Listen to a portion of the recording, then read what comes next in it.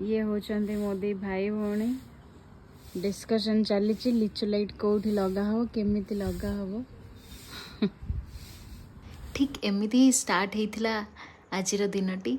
आपण मैंने भी जानी दिवाली पूर्व दिन केमती थाए। दिवाली मु आज सकाळे आसिकी पहुँची जाइली मो घरे। आ घरे चली बहुत सारा सफा सफी काम आउ लिचु लाइट लगा लगी।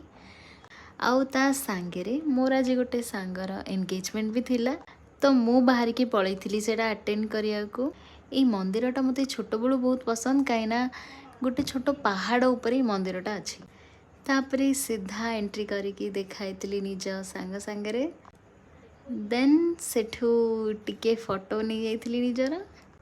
खियापिया सारला परे बाहर की आम मैंने आसी जाइलु। All set for Diwali. आम घर भी सजासजी हो जाइला कंप्लीट।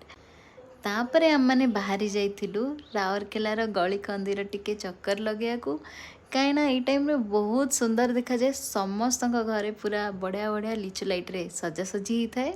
शीत दिन भी बहुत जल्दी आसिया जाऊँगी, तो टिके टिके थंडार भी फील है। काकर भी पड़ुची, तो ये टाइम टा बेस्ट नाइट राइड पाई राउरकेला रे।